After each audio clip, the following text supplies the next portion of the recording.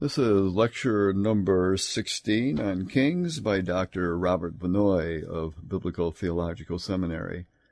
Lecture number 16, the last lecture in this series. All right, we're down to capital C under Roman numeral 4, the downfall of the northern kingdom. And number 1 is Shalom and the end of the house of Jehu, and that's in 2 Kings chapter 15. Verses 10 to 15. In 2 Kings chapter 15, verse 10 and following, we read the following. Shalom, son of Jabesh, conspired against Zedekiah. He attacked him in front of the people, assassinated him, and succeeded him as king.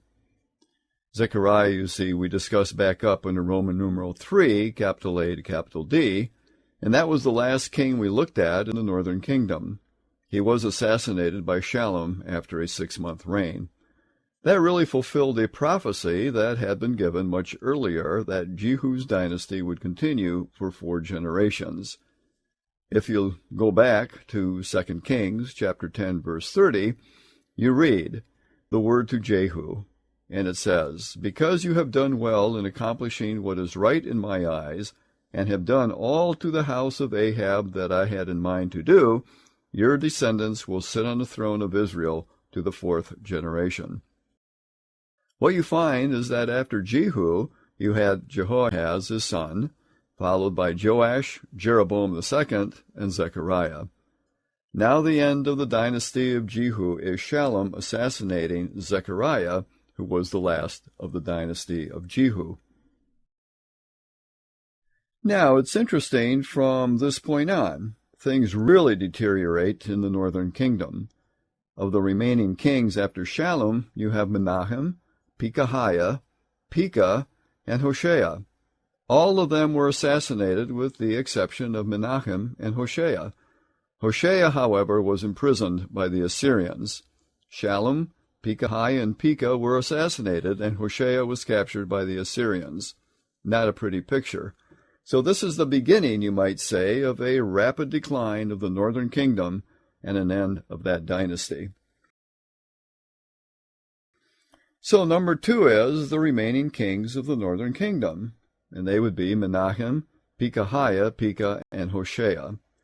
First, we'll discuss Menachem, and that's 2 Kings chapter 15, verses 14 to 22. And we read, After reigning only 1 month, Shalom was assassinated by Menachem. Now he was a military commander, and you read in 2 Kings chapter 15, verse 13, Shalom, son of Jabesh, became king in the 39th year of Uzziah, king of Judah. He reigned in Samaria 1 month. Then Menachem, son of Gadi, went up from Tirzah to Samaria, attacked Shalom, son of Jabesh, in Samaria, assassinated him, and succeeded him as king.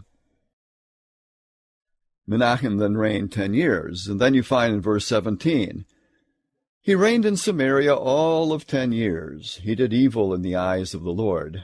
You read in verse 19 that he paid tribute to Pul, king of Assyria.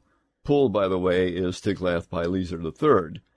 In the annals of Tiglath-Pileser, we're told that he marched westward in 743 B.C., and he took tribute from various peoples from Carchemish, Hamath, Tyre, Byblos, and Damascus. But he also mentions explicitly Menachem of Samaria. Tiglath-Pileser says he took tribute from Menachem of Samaria. So in 2 Kings 15 it says, Pul, king of Assyria, invaded the land, and Menachem gave him 1,000 talents of silver to gain his support and strengthen his own hold on the kingdom. That reference, by the way, is in Pritchard's Ancient Near Eastern Texts relating to the Old Testament, page 283, in reference to Menachem's giving tribute to Tiglath-Pileser. All right, capital B is Pekahiah, and that's 2 Kings chapter 15, verses 22-26. We read, He succeeded his father Menachem and reigned for 2 years. You read in verse 23, He also did evil in the eyes of the Lord. Verse 25, one of his officers, Pika, who was to be the next king, conspired against him and assassinated and succeeded him as king. So there is very little said about him other than he reigned for 2 years and was assassinated by one of his officers of the army. So, capital C, we have Pika, and that's 2 Kings chapter 15, verses 27 to 32. He was a military officer under Pekahiah, as we mentioned. He led a palace revolt and assassinated Pekahiah. Again, you have some speculation about what was the political motivation for the assassination. Most feel that Pika was probably a leader of an anti-Assyrian faction. Remember, he was the one who allied with Rezin of Damascus to attack Ahaz of Judah to try to get Ahaz to oppose Assyria. So you see, he is probably head of an anti-Assyrian faction, whereas Pekahiah had given tribute to the king of Assyria. Pika probably was of a different mind as how to deal with the Assyrian threat. But in any case, he got rid of Pekahiah and then reigned himself, and you notice in verse 17 that he reigned for 20 years, so he had a rather lengthy reign. But you read in verse 29, in his time, Tiglath-Pileser, king of Assyria, came and took a number of places, Ijon, Abel-Beth-Maacah, Janoach, Kadesh, Hatzor. He took Gilead, Galilee, including all the lands of Naphtali, and deported people to Assyria. Of course, that was in the aftermath of Ahaz's alliance with Tiglath-Pileser to get him to do that very thing. Well, capital D is Hosea, who is the last king of the northern kingdom, and that's in 2 Kings chapter 15, verse 30 to chapter 17, verse 6. Of course, that includes chapter 16, where it does talk about Ahaz. You find what's happening in the northern kingdom, though when Damascus fell to Assyria, after Ahaz had made his alliance with Assyria, Assyria attacked Damascus. Verse 34 we read, and Damascus fell to Assyria. It seems that about that time Hosea led a conspiracy against Pika and seized the throne of the northern kingdom, probably with the assistance of the Assyrians. Now, that's not said explicitly in the biblical text. But in one of Tiglath-Pileser's annals, he claims that he placed Hosea on the throne of the northern kingdom. That, too, is an ancient Near Eastern text relating to the Old Testament, page 284. You read in 2 Kings chapter 15, verse 30, Then Hosea, son of Elah, conspired against Pika, son of Remaliah. He attacked and assassinated him. Hosea probably represented a faction that favored cooperation with Assyria rather than resistance. As I mentioned, Tiglath-Pileser claims to have placed Hosea on the throne of the northern kingdom and to have taken tribute from him. Now, in 727 BC, Tiglath-Pileser died, and he succeeded by Shalmaneser V. It seems at that point Hosea sent envoys to Egypt and refused to continue to pay his tribute to Assyria, even though initially he favored doing that. You read in 2 Kings chapter 17, verse 4, The king of Assyria discovered that Hosea was a traitor, for he had sent envoys to So, king of Egypt, and he no longer paid tribute to the king of Assyria, as he had done year by year. Therefore Shalmaneser seized him and put him in prison. The king of Assyria invaded the entire land, marched against Samaria, and laid siege to it for 3 years. In the 9th year of Hosea, the king of Assyria captured Samaria and deported the Israelites to Assyria. He settled them in Hala, in Gozan on the Habor River, and in the towns of the Medes. And so Hosea eventually refuses to continue paying tribute to the Assyrian, and Shalmaneser attacks Samaria. He took Hosea prisoner, and after 3 years of siege, the city was taken. Although Sargon, the next king, is the one who claims to have made the final capture of the city, but probably not much more than a mopping-up operation after Shalmaneser had all but concluded the siege. And that brings us to 3, the exile of the northern kingdom, and that's 2 Kings chapter 17, verses 17 to 23. Chapter 17 tells us why the northern kingdom went into exile. I think you find that stated very succinctly in verse 15 of 2 Kings 17. And we read, They rejected his, that is the Lord's, decrees and the covenant he had made with their fathers and the warnings he had given them. They followed worthless idols and themselves became worthless. They imitated the nations around them, although the Lord had ordered them, "Do not do as they do," and they did the things the Lord had forbidden them to do. So you see, the issue is they broke the covenant. It's a spiritual issue. Now, when we go back to Deuteronomy chapter 28 and read the covenant curses, those covenant curses include many things. All kinds of disasters, from failure of crops, locust plagues, to drought. But as Israel continues to turn away, the ultimate climax of the covenant curses is being driven from the land into exile, and that's what happens here with the northern kingdom. They broke the covenant, and therefore we read in verse 18, "The Lord was angry with Israel and removed them from his presence." Only one tribe, Judah, was left, and even Judah did not keep the commands of the Lord their God. They followed the practices Israel had introduced. Therefore the Lord rejected all the people of Israel. So they had turned away from the covenant, both in the north and in the southern kingdom.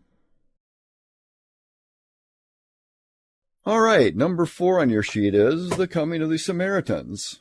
At the end of that chapter, you read that the king of Assyria not only deported many of the Israelites, but he also resettled many other peoples from other nations in the area of Samaria, Samaria being another term for the northern kingdom. And verse 29 says, "Each national group made its own gods in the several towns where they settled, and set them up in the shrines the people of Samaria had made at the high places."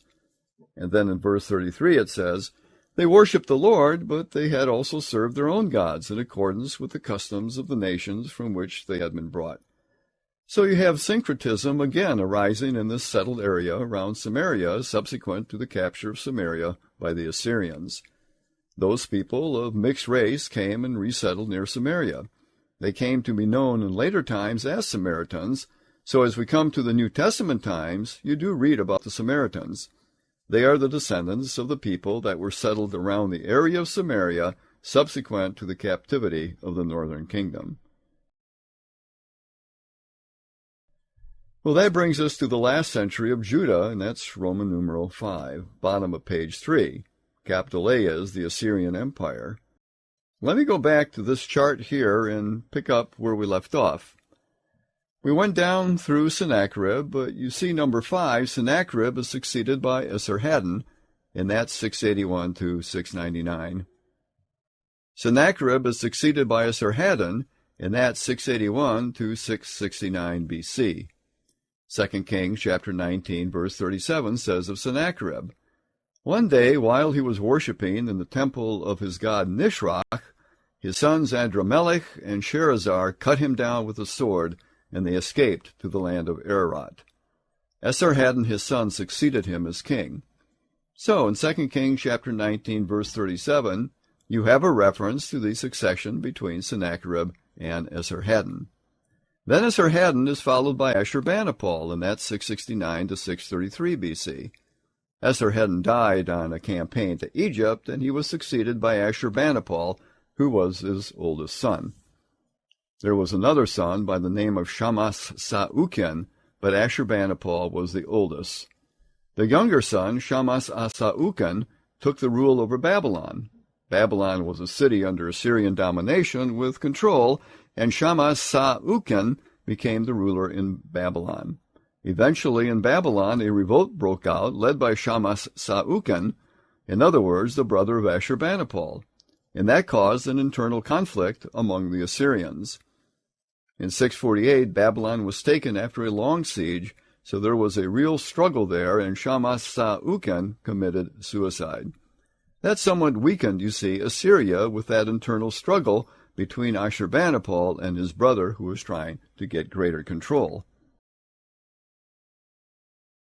Ashurbanipal, apart from his military accomplishments, did something that was probably of more significance, and that was that he established a library in Nineveh, which was discovered in 1853 and which is a source of numerous ancient texts. In other words, Ashurbanipal's library collection has turned out to have preserved for us a lot of the texts that we have from Assyria. They are found in his library. Now, A.T. Clay in the ISBE, that is the International Standard Bible Encyclopedia, in an article on Ashurbanipal in the first edition of ISBE, says Ashurbanipal is, and I quote him here, perhaps to be considered the greatest known patron of literature in pre-Christian centuries, end quote. The greatest known patron of literature in pre-Christian centuries. A lot of those texts that were found in his library included bilingual and trilingual word lists, which of course is important for deciphering and was important for deciphering Sumerian and Akkadian. You normally think of the Assyrians as warriors, ruthless warriors, but with Ashurbanipal we had one who was interested in literature. This library has proven to have great significance to us all. But we'll get back to Ashurbanipal. Because of that struggle with his brother in Babylon, Assyria was weakened and they lost control of Egypt. When Ashurbanipal died in 633 BC, the end of the Assyrian Empire was near. Well, number 3 on your sheet is the fall of Nineveh and its aftermath. As I mentioned, the latter part of Ashurbanipal's reign was weak. After his death, Babylon almost immediately revolted again and eventually was able to establish its independence from Assyrian control. That was done under Nabopolassar, and of course Nabopolassar becomes the first in the line of a Babylonian dynasty. He was succeeded by a much better-known person named Nebuchadnezzar, but Babylon, you see, begins with Nabopolassar. Ashurbanipal died in 633. By 612, the Medes and the Babylonians together attacked Nineveh, which was the capital of the Assyrian Empire, and they destroyed it. Now, as far as the biblical material is concerned, the book of Nahum, the minor prophet Nahum, predicted the destruction of Nineveh. And in 3 chapters, you have a description of the wickedness of the city and its coming destruction. And that was accomplished in 612 BC. Now, even though Nineveh fell in 612, that was not the total end of the Assyrian Empire altogether. A new capital was established at Haran. Haran is to the west of Nineveh. And a new capital was established at Haran, and that lasted for about 8 more years.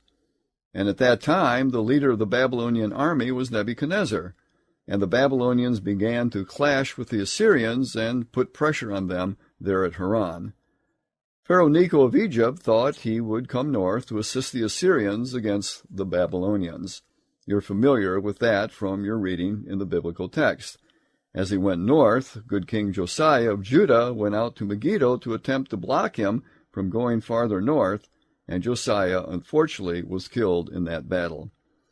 The assistance to the Assyrians was ineffectual, and the Assyrians were defeated by the Babylonians, so that in 605 you have a great battle that took place at Carchemish, just to the west of Haran. That's where the final defeat of the Assyrians took place, and the ascendancy of the Babylonians was secured with their victory in 605. That established then Babylon as the major power in the ancient Near East. And 2 Kings chapter 23, verse 29 is the text that tells you of Josiah's involvement in that sort of international political struggle. It says, "While Josiah was king, Pharaoh Necho, king of Egypt, went up to the Euphrates River to help the king of Assyria. King Josiah marched out to meet him in battle, but Necho faced him and killed him at Megiddo. Josiah's servants brought his body in a chariot from Megiddo to Jerusalem and buried him in his own tomb." Well, let's go on to capital B, which is the beginning of the Neo-Babylonian Empire. The first ruler, you might say, of the Neo-Babylonian Empire was Nebuchadnezzar, not his father Nabopolassar, even though the latter established the dynasty. And Nebuchadnezzar ruled from 605 to 562 BC. You see, he took the throne upon the death of Nabopolassar, who had really founded the Neo-Babylonian Empire, you might say, as a force. But right at that same year, 605, the same year as the Battle of Carchemish, Nabopolassar died and Nebuchadnezzar succeeded him. The death of Nabopolassar probably delayed Babylonian advance farther to the south after Carchemish, going farther to Syria and Israel because Nebuchadnezzar went back to Babylon to assume the throne. That's in 605.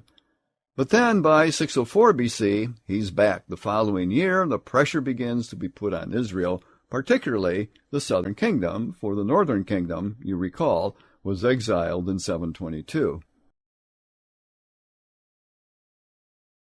All right, that brings us to capital C, the last kings of Judah.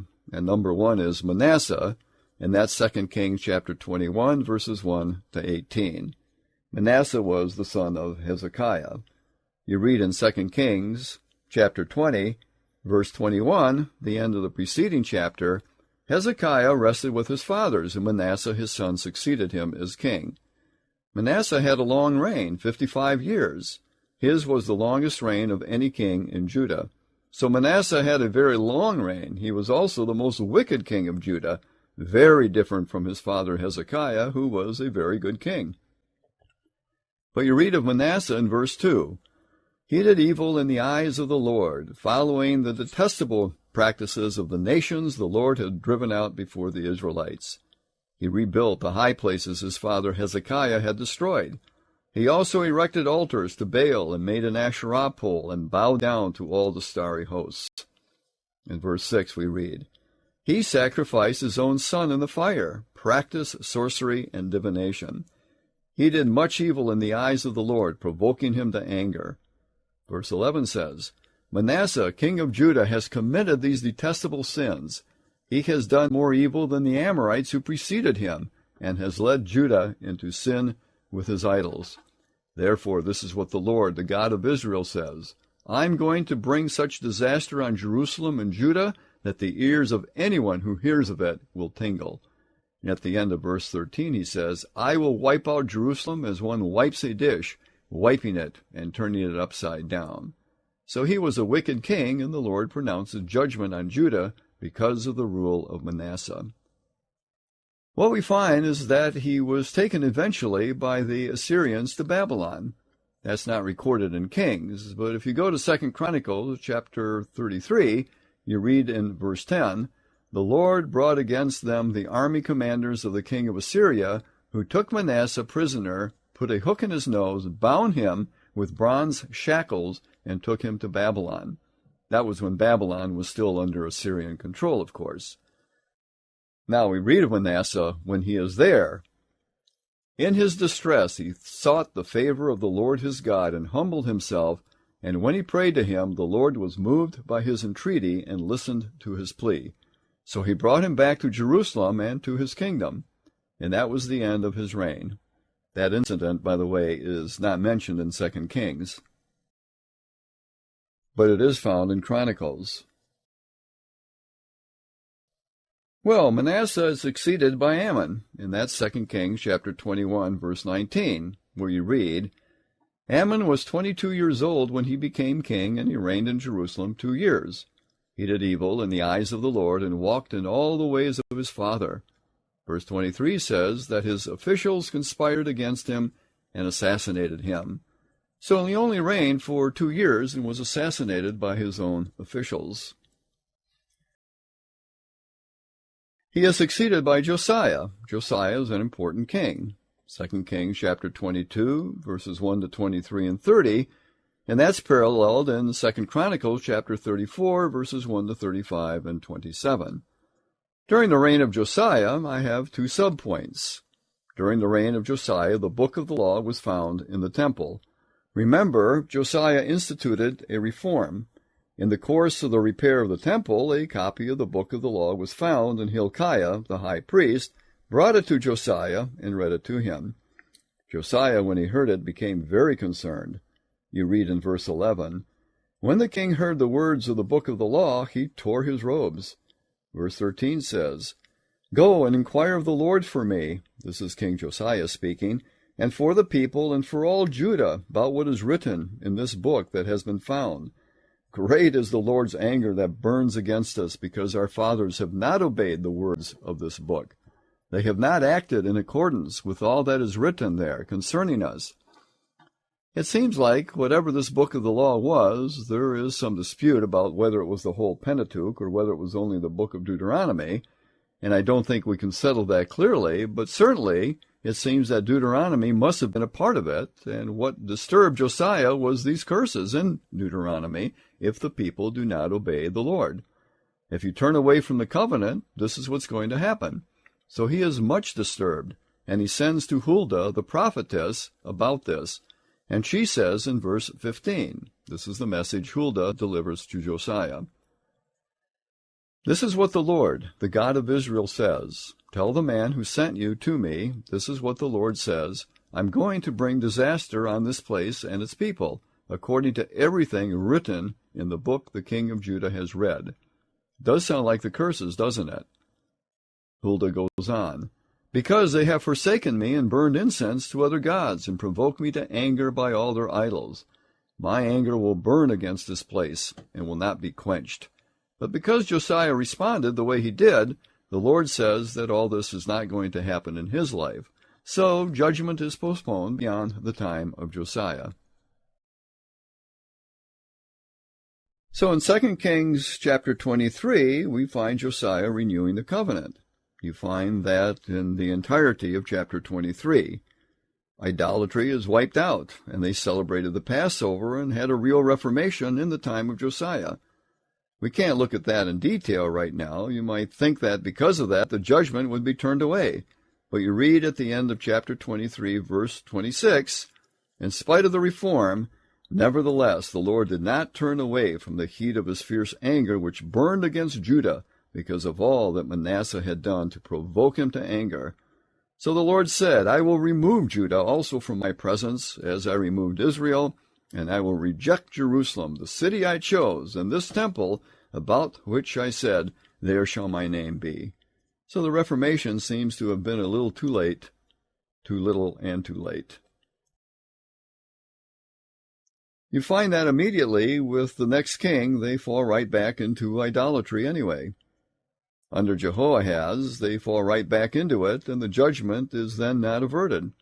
I won't say much about Jehoiahaz. This is 2 Kings chapter 23, verses 21 to 33. There are only 3 verses there about him, but you read in verse 32, though, he did evil in the eyes of the Lord, just as his fathers had done. So you see that reformation of Josiah did not continue. Jehoiahaz was taken captive by Pharaoh Necho and taken to Egypt, and he died there. Then Necho put Jehoahaz's brother on the throne in Jerusalem. His brother's name was Eliakim, and you can read that in verse 34. Pharaoh Necho made Eliakim, son of Josiah, king in place of his father Josiah, and changed Eliakim's name to Jehoiakim. But he took Jehoahaz and carried him off to Egypt, and there he died. So Necho placed the brother of Jehoahaz, Eliakim or Jehoiakim, on the throne. So that brings us to number 5, Jehoiakim, and that's 2 Kings chapter 23, verses 24 to chapter 24, verse 5. Initially, Jehoiakim was a vassal of Egypt. After all, he had been put on the throne by the Egyptian Pharaoh. But after the Battle of Carchemish in 605, he became subject to Babylon. There really was a shift in international power structure with the victory of Babylon over the Assyrians at Carchemish in 605, so that Jehoiakim then becomes subject to Babylon. You don't have a great deal said about Jehoiakim in either Kings or Chronicles. You will notice that there are only a few verses. But you have much more about him in the book of Jeremiah the prophet. The time of Jeremiah was the time of Jehoiakim. And this time, where Babylon is on the rise, Jeremiah is predicting Babylonian captivity and urging the people of Judah to submit to the Babylonians. Well, this sounded like treason to the people of Judah. In Jeremiah chapter 26, Jeremiah prophesied that the house of the Lord is going to be destroyed, the temple, the place where God caused his name to dwell. Jeremiah says, that's going to be destroyed. And the people say, that's blasphemy. And they called for Jeremiah's death. But the Lord protected Jeremiah. And in Jeremiah chapter 36, Jeremiah wrote a scroll that was read to King Jehoiakim. You read there what he did with that. Jeremiah 36, 4th year of Jehoiakim, the word of the Lord came to Jeremiah, and said, and this is verse 2, take the scroll and write on it all the words I have spoken to you concerning Israel, Judah, and all the nations from the time I began speaking to you in the reign of Josiah till now. So Jeremiah does that. He writes this on a scroll and takes it to Jehoiakim. And in verse 23 we read, whenever Yehudi, who had taken the scroll from Jeremiah to Jehoiakim. Whenever Jehudi had read 3 or 4 columns of the scroll, the king cut them off with a scribe's knife and threw them into the fire pot until the entire scroll was burned in the fire. The king and all his attendants who heard all these words showed no fear, nor did they tear their clothes. Instead, the king commanded Yerachmiel, the son of the king, Seraiah, son of Azriel, and Shelemiah, son of Abdiel, to arrest Baruch the scribe and Jeremiah the prophet. But the Lord had hidden them. And then the word of the Lord came to Jeremiah, "Take another scroll and write on it all the words that were on the first scroll, and tell Jehoiakim, this is what the Lord says. You burned that scroll and said, Why did you write on it that the king of Babylon would certainly come and destroy this land and cut off both men and animals from it? Therefore, this is what the Lord says about Jehoiakim. He will have no one to sit on the throne of David. His body will be thrown out and exposed to the heat by day and the frost by night. I will punish him and his children and his attendants for their wickedness. I will bring on them and those living in Jerusalem and the people of Judah every disaster I pronounced against them, because they have not listened." So you have that incident in the book of Jeremiah that fills in a lot more information about the time of Jehoiakim, king of Judah.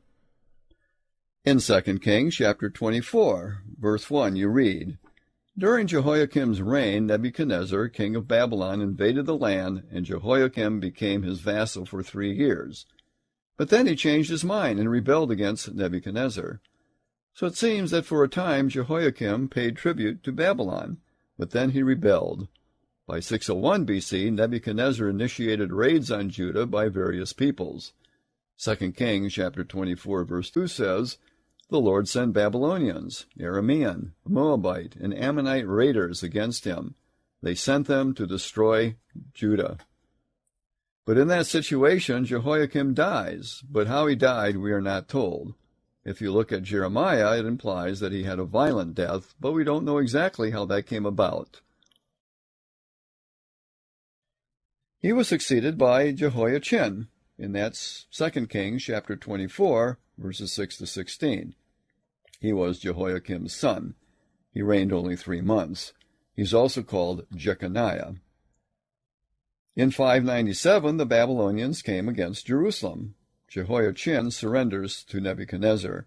You find that in 2 Kings chapter 24, verse 12, where it says, "Jehoiah Chin, king of Judah, his mother, his attendants, his nobles, surrendered to Nebuchadnezzar." And that's in the year 597. Nebuchadnezzar puts a new ruler on the throne, and that is Mattaniah, or also called Zedekiah. He has 2 names. He goes by both of those names, Mattaniah or Zedekiah. He was Jehoiachin's uncle. In other words, he was the brother of Jehoiachin's father, Jehoiakim. You read of Mattaniah or Zedekiah that he reigned 11 years, but he too rebelled against Babylonian rule. In 586 BC, the Babylonians march against Jerusalem and lay siege to it, finally taking it, destroying the city, including the temple. They take Zedekiah, or Mattaniah, as a captive to Nebuchadnezzar, who was up in Riblah, that's right up there north of Damascus, where they killed Zedekiah's sons before him and then blinded him. Then from Riblah, they took him to Babylon as a captive, and there Zedekiah died. In the meantime, Gedalia was appointed governor of Judah. Now, he's normally not listed as the last king because he's simply an appointee of Nebuchadnezzar, and he was soon murdered. So there's a lot of confusion about that time. Gedalia was appointed governor after Zedekiah was taken captive to Babylon. Well, I see our time is almost up, so let me just say a few things to conclude all this discussion. Both the northern kingdom and the southern kingdom went into exile, the northern kingdom to the Assyrians and the southern kingdom to the Babylonians. We can ask the question, when did the exile begin? It's difficult to specify a precise point as to when the exile began. Let me mention these 5 references that all relate to that question. First is 2 Kings chapter 15, verse 29. At about 730 BC, Tiglath-Pileser took people captive from Israel under the reign of Pika. That's 730. And then second, we have in 2 Kings chapter 18, verse 11, and this would be 722, 721 BC, Shalmaneser took a great many more from Israel in the time of Hosea, the last king of the northern kingdom.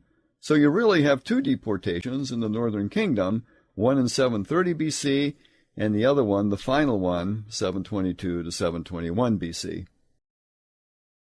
When it comes to the southern kingdom, in 2 Kings chapter 24, verse 1, that's in 605 BC, right after the Battle of Carchemish, you might say this is a small stage of the exile.